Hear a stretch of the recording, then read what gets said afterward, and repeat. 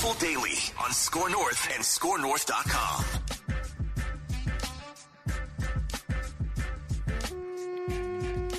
Welcome into our live Purple Daily Friday stream here on the Purple Daily YouTube channel. We are now, we're all the way into training camp here, boys. We are days into training camp. We've got full padded practice coming up for the first time on Monday, I believe. Judd, how's your stamina? You've been standing out. It's been super hot the last couple days. Hopefully, people are worried. I know. I've gotten notes, like serious notes about staying hydrated, concerned. A father and son both concerned about me. I've been hydrating constantly. A father and son. Yeah, he's like, my son and I watch your show, and we are really concerned about you being out there in that heat, and that was very nice. Yeah, I will say, I was a little worried when I saw the evening Judd from TCO yesterday. I mean, you look like you ran a marathon. Oh, you're sweating out there the whole time. Yeah. Yeah, no question about it. But that's why the most important thing is just the continued hydration of the sports dad. Like, I've been pounding. So I told you, I started Tuesday night. I went and bought 48 waters at Target, and I've been pounding them consistently. Now, the one good thing is, I will say, you sweat so profusely out at the practice fields that you don't have to pee. Like you're just. Are you sure that you didn't just like pee a little bit? You know, you're getting a little older, I would Judd. know. Believe me, at my age, I would know. No. But I mean, you are just the whole time. But yeah, no, folks, I'm good. I'm hydrated. I've got the SPF 50, so as you can see from my face, I'm not really burned at all. This is as careful as I've been. Good. That's good. It's good to hear. Good to hear that you're easing into this in the right way here. You're not starting off with like, a massive sunburn that's going to kind of derail you here. So right, and I'm still tired. Don't get me wrong; it's tiring, but I mean that's to be expected. But you're right, like a massive sunburn, or if you didn't hydrate at my age, I think you could topple over at the very least. I mean, I've told you the story. I think you could. My first ever training camp where I was like covering the Vikings beat and out there for the 2 days and everything. It was also the first summer that I started shaving my head, it was like 15 years ago. And I think it was like mild heat stroke in the hotel room later on that day. I was like calling my parents. I'm like 21. Yeah. Like, what do I do? That's scary. And it was like heart palpitations. And the next day you hydrate, you get back out there. But that is bad. Let's shout out before we get to Judd's camp notes, and we will lead with some Jaren Hall observations. A lot of people curious about what does the Vikings' fifth-round rookie quarterback look like so far in training camp. Judd has the goods for you here, so we will start with that live on the Purple Daily YouTube channel, presented by our friends at TCL, which is one of the world's best-selling consumer electronics brands. Thank you to there's a couple people that actually sent in photos of their brand new TCL TVs per the Purple Daily recommendations, so thanks for sending those over on Twitter or X. For Xing those over? Xing? Yeah. Still getting used to it. It's not going to catch on. Yeah.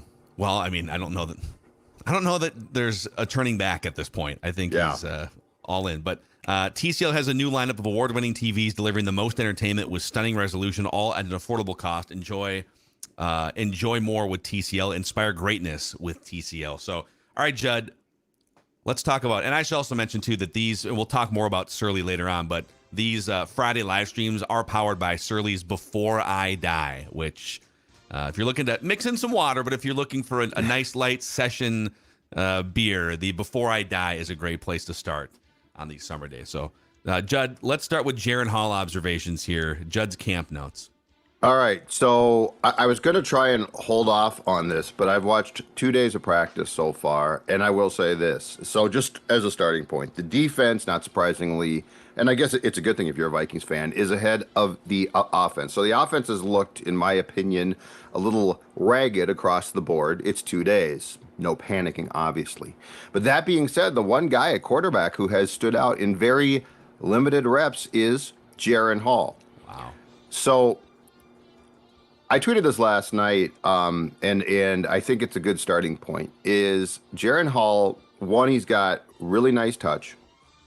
He is not like physically overpowering by any means, but he's got a good enough arm and good enough touch, and you can tell just from watching him practice, that a guy like Kellen Mond, for instance, his head was spinning from day one, and it never really stopped. He never looked comfortable. Like I can't give you a practice that I thought that he looked completely like, okay, he's got this. He flashed on rare occasion, but there was never a consistency to it.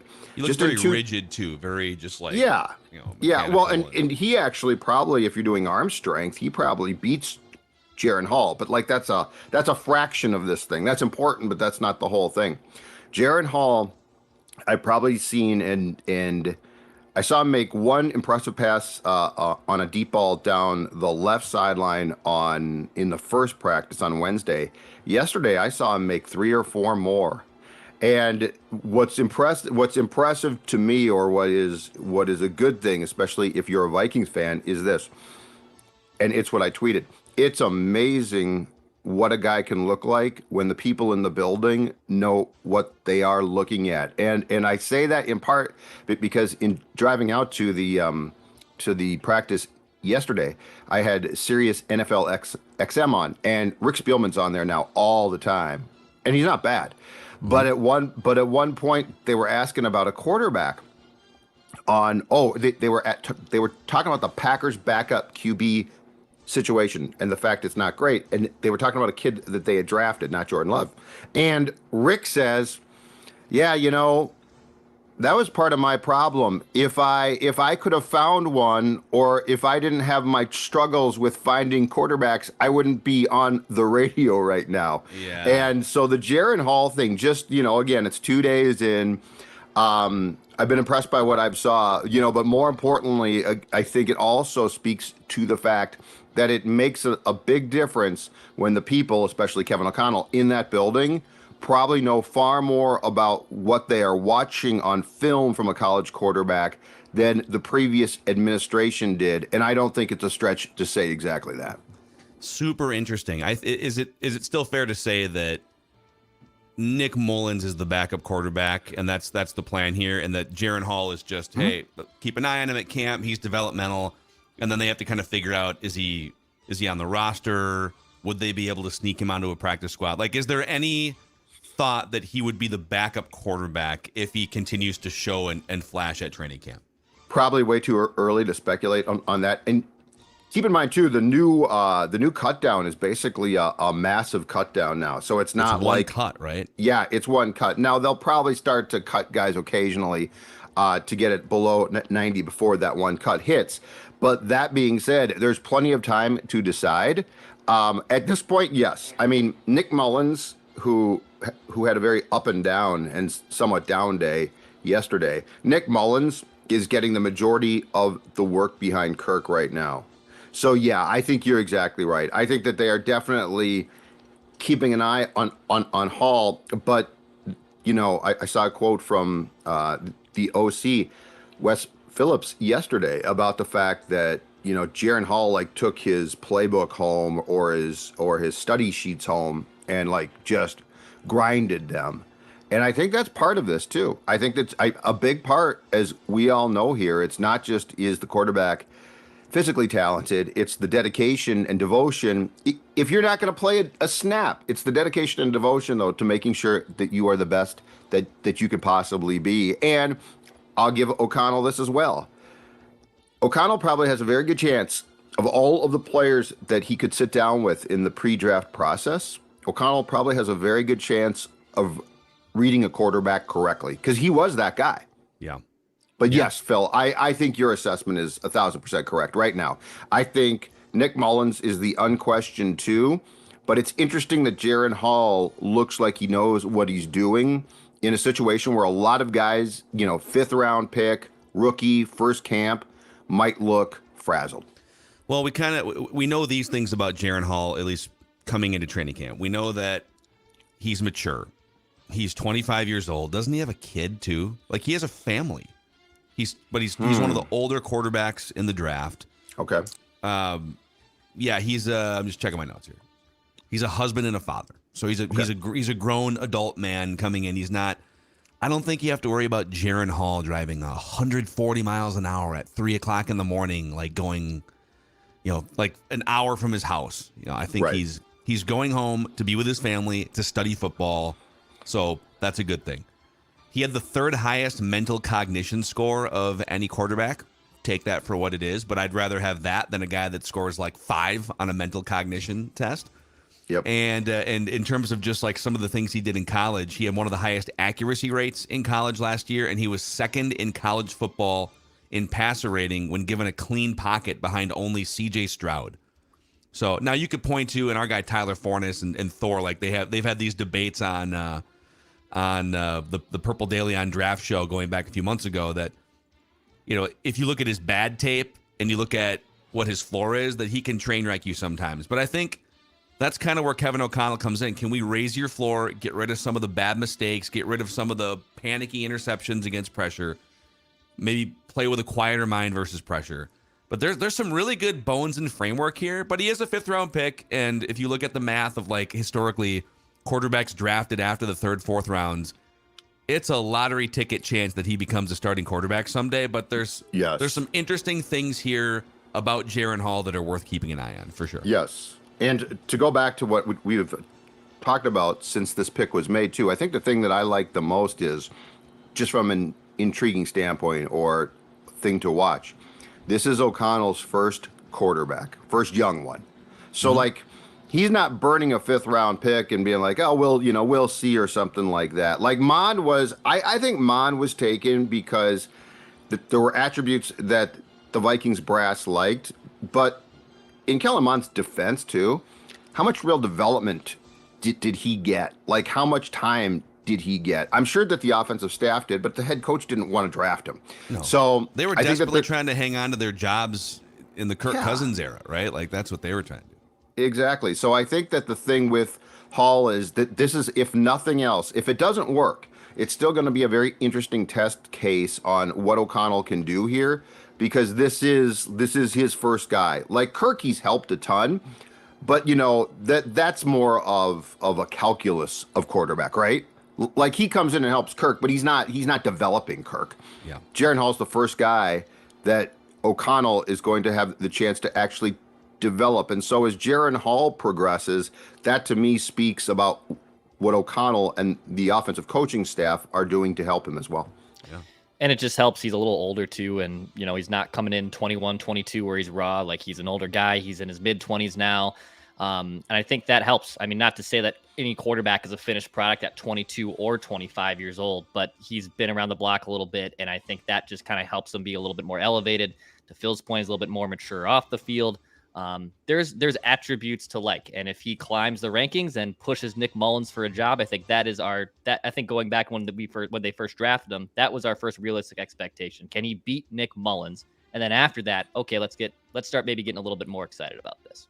I would say if you're going to be out there and training camp opens up to fans tomorrow, so they're going to be, you can get out there and hang out at TCO Performance Center, and then Monday is the first padded practice. And then they've got, I think, 2 night practices scheduled before their first preseason game. So you'll get plenty of chances to see Vikings quarterbacks. I don't know how many reps Jaren Hall is going to get, like in the full padded team or the night practices. But one thing to watch, and you tell me, Judd, if this is happening once they get to like the team drills. Brian Flores loves to send pressure. I'm assuming that will be part of. I don't think they're going to like withhold pressure in practice. I mean, he has to implement his defense, right? So, correct me if I'm wrong here, but even in the practice sessions, you're probably going to see just sort of some exotic looks, some things to ID at the line of scrimmage if you're a quarterback, right? Is that, before I go further, is that fair? Even I think that's fair in practice. Yeah. In the actual preseason games, they won't show you much, right. But yes, in the practices, like he will see. And just to be clear, he is, for the most part, Hall is going against second and more prominently third team guys as well. So like it's not going to be it's not going to be the exact thing. So, but yes, as far as a fan of practice goes, it will be intriguing to watch how he does in drills, especially in the joint practices, I think too. I think the Cardinals and Titans joint practices, because it might sound weird, teams will do a lot more there on schematics than they probably will in preseason games that are on film and that teams can potentially scout. Yeah, because the thing to really watch with Jaren Hall is he really struggled when pressured at BYU.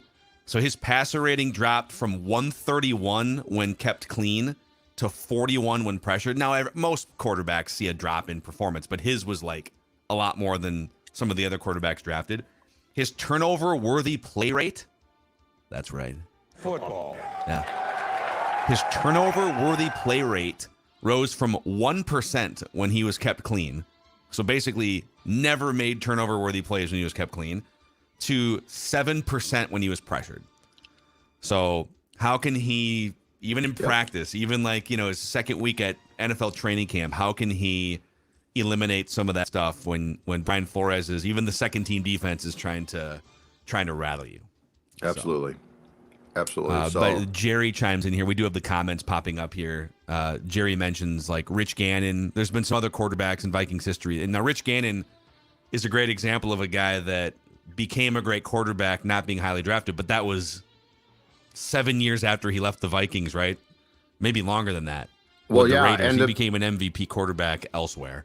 And I believe the story on Rich was that he was drafted by the Patriots, who were going to move him, I think, to defensive back. And he balked and said no. And Brad Johnson, I think, was at the time in like 93, a 12th round pick or something. Like he was taken in a round that doesn't exist now. But yeah, I think, you know what?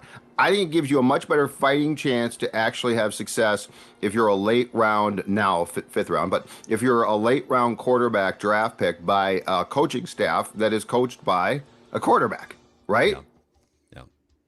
Yeah. Hey, before we keep digging through Judd's camp notes here after that good discussion about Jaren Hall, let's cheers.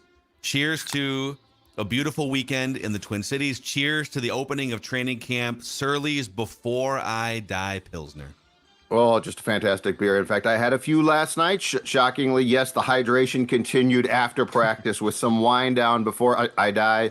As Phil just said, from our friends at Surly Brewing, a delicious beer. It's back. It's available now at your favorite liquor stores or bars. And here's the thing, too. If you do go buy it, if you recall, last year, I think it was only sold in like sixers. Now it is sold in 12 packs as well. So Surly Brewing has expanded the Before I Die franchise as we all aim to one day see that championship come to Minnesota. Thanks, Surly. Yeah, it's an easy one to crush on a hot summer day, especially with this heat index like at 100. I mean, that's what I plan to be doing outside in the patio. I'm not going anywhere. I plan to just sit there and drink my Before I Dies. That is the weekend plans here. Maybe you'll go to 3Jack too. Maybe you can sneak over to a fantastic place in the North Loop, Dex.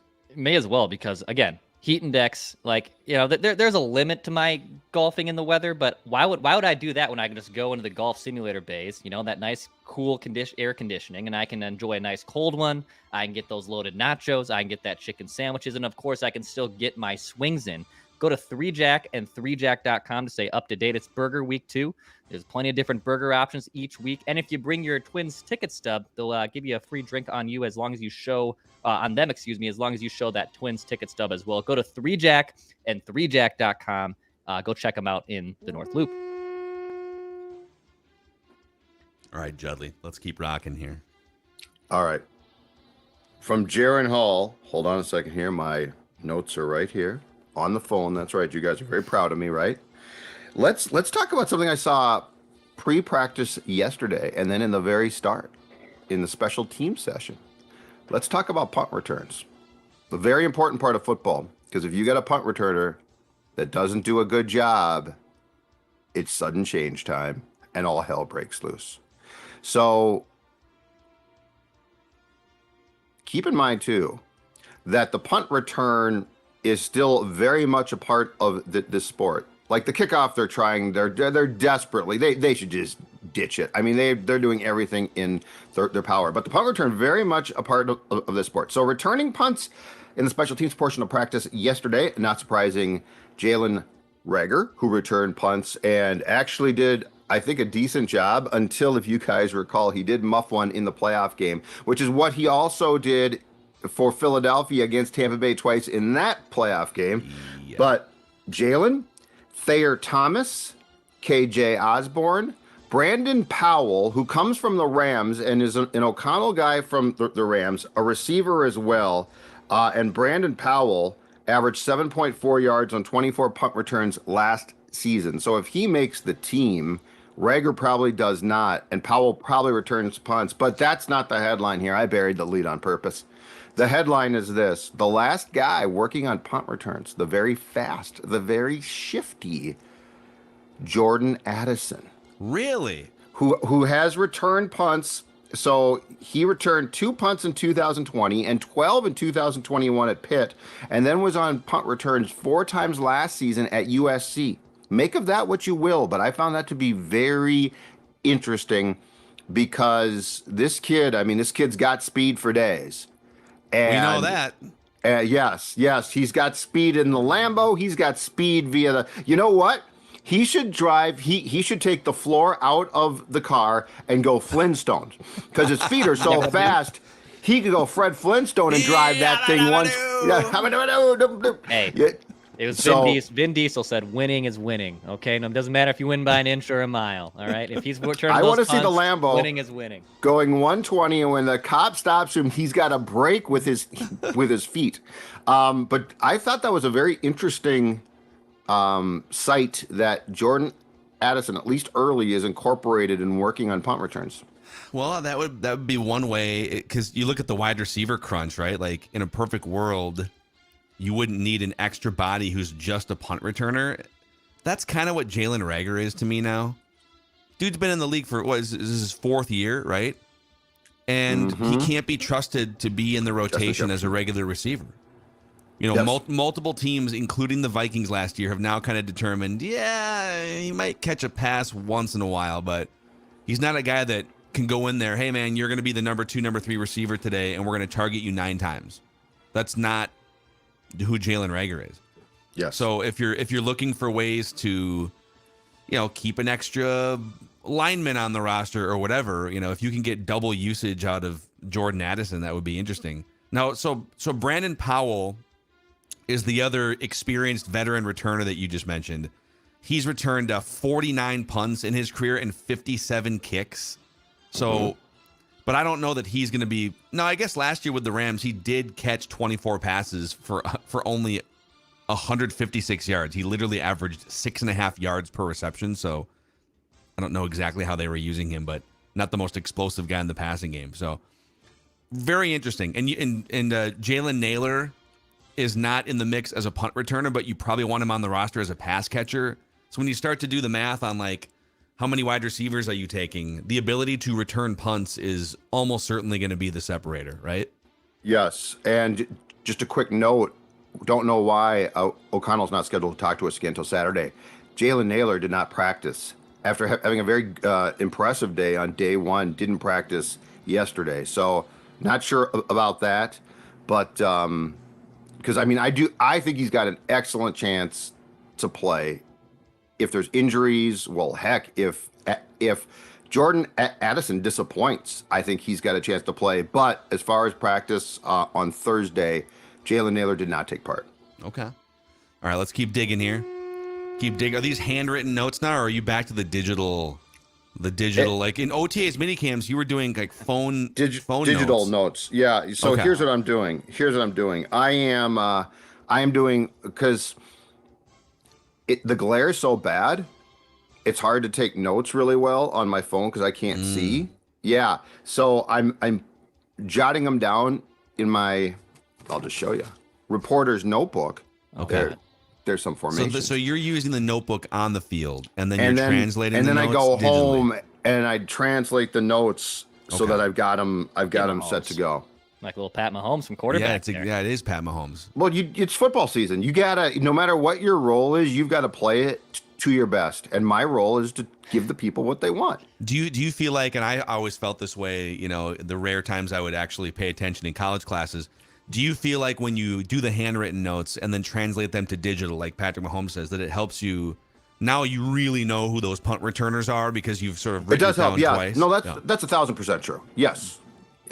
In all seriousness, not BSing, yes, it really helps a lot. Yeah, I like the Kirk method of listening back to your that's what I did. I did that in college all the time. I would record myself and then I would listen to it, walk into class. It somewhat helped. I passed. I see he's getting degrees. I can see Judd in his car on the way home from camp, listening to himself through a recorder. Judd, here are the punt returners from today.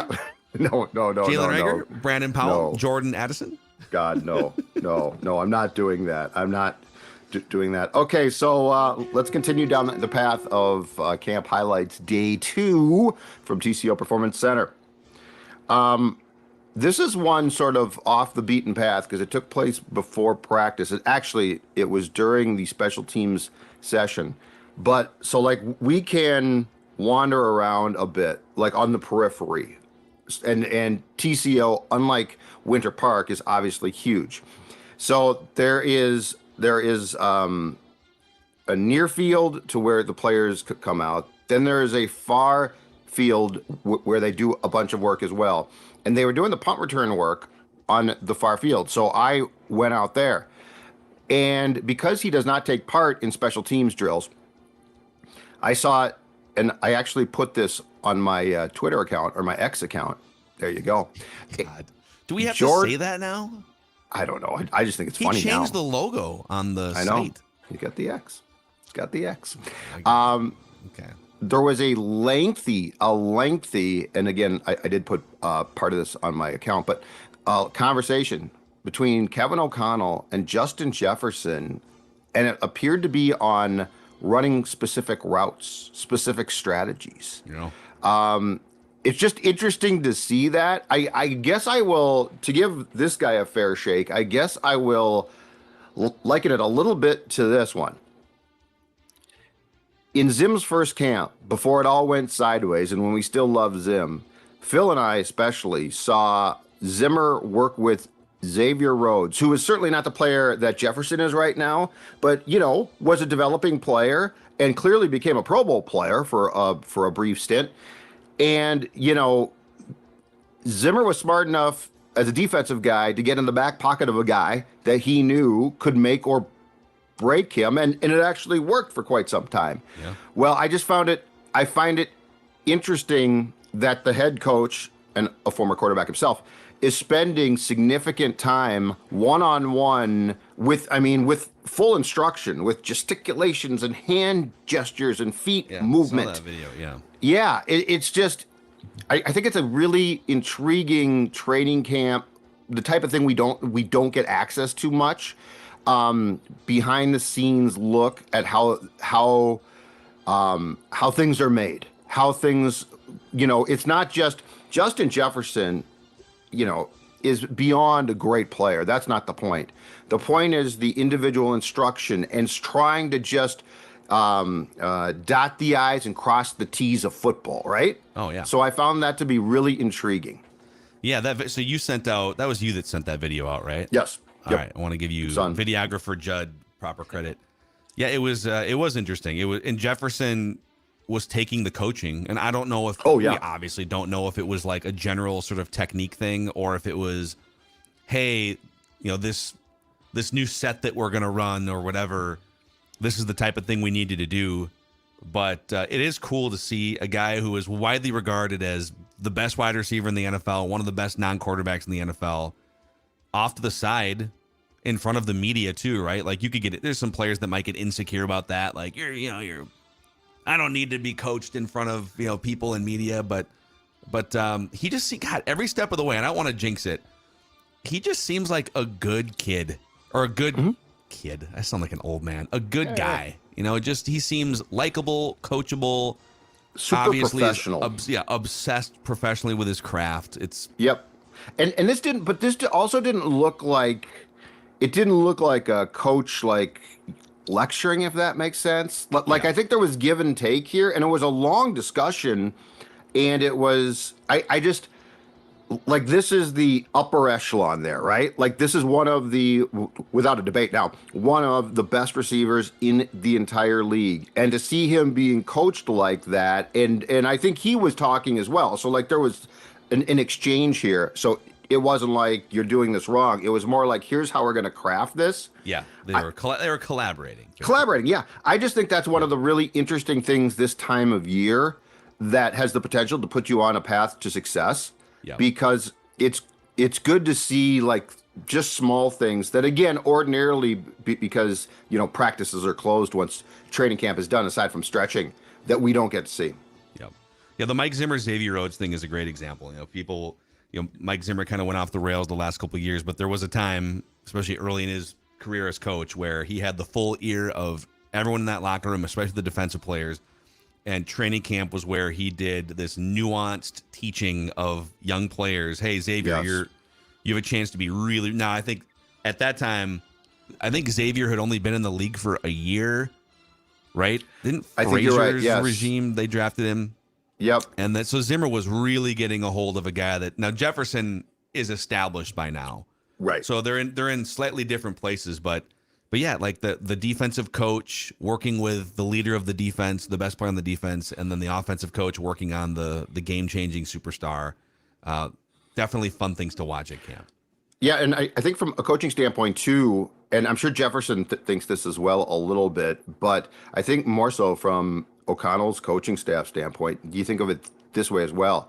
Like, you're looking at a guy coming off a phenomenal year, right? Like this phenomenal player. And if you just left it alone, status quo, it's probably still going to be good. But I don't think a guy like O'Connell and Justin Jefferson are satisfied. Yeah. So like, how do you better what was already great?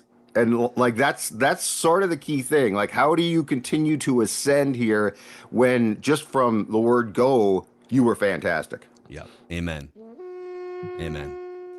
Should we keep digging here? Is there more in this notebook? Oh yeah. Oh, okay. There's more. There's more. There's more. We're gonna talk. We're gonna get into some meat and potatoes. Talk to you.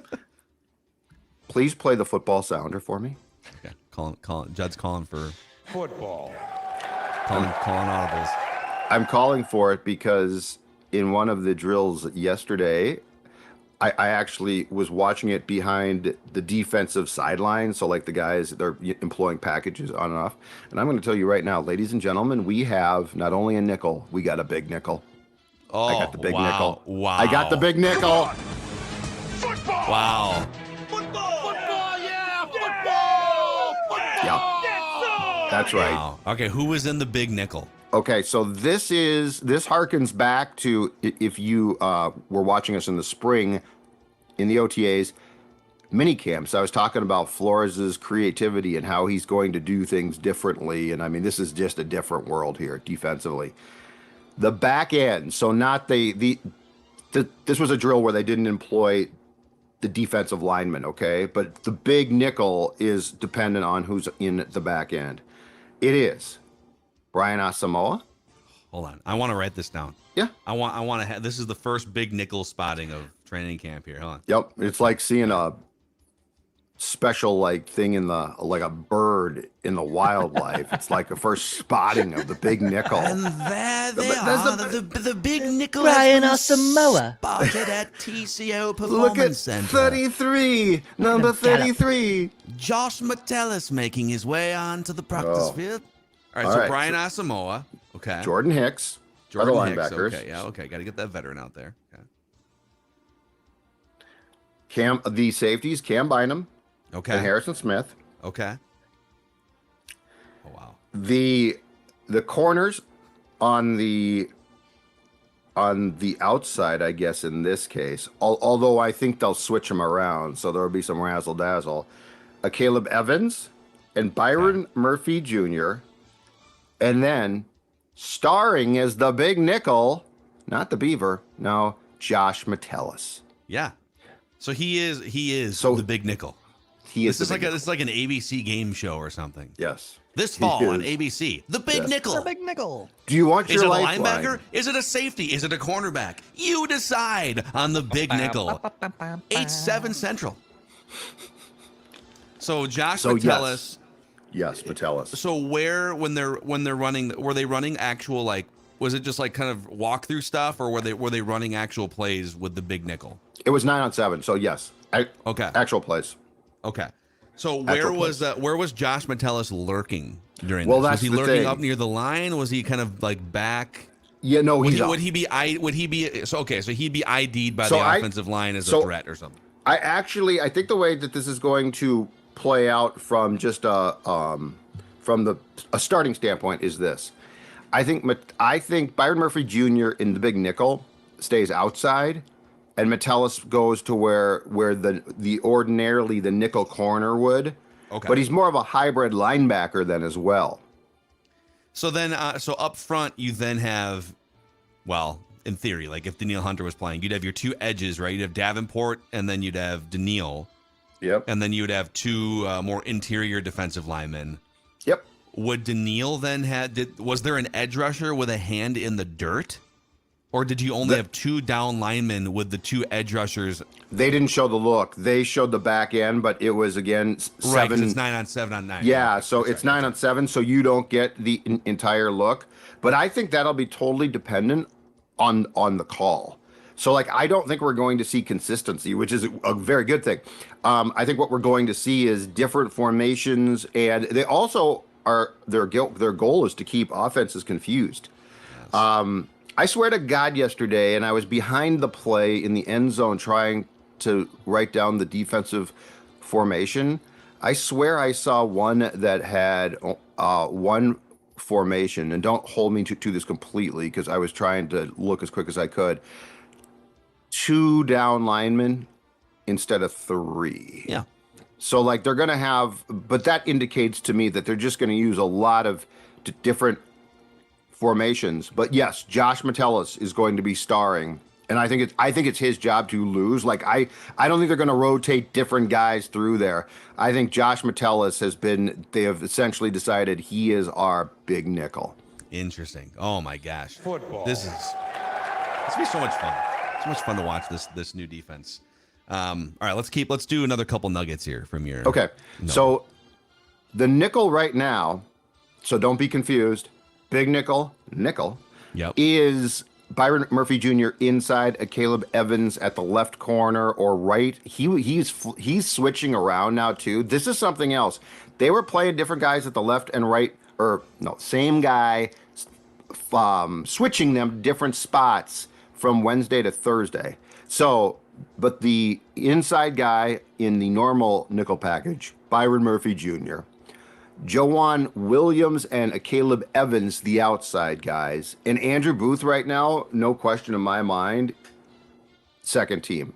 And again, I don't know, that one could change for sure. Yeah. But the fact is that your backup corners right now, second team guys, are Blackman and Booth Jr.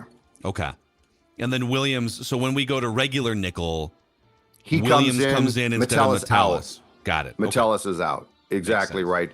But I think we will, the big nickel package has been employed by teams for a long time. But I want to say that the Vikings haven't really used it incredibly consistently. I think we're going to see it more now based on formations. Something else to note here, too. I know that we're focusing on like Josh Metellus coming in as the big nickel, but Cam Bynum played cornerback in college.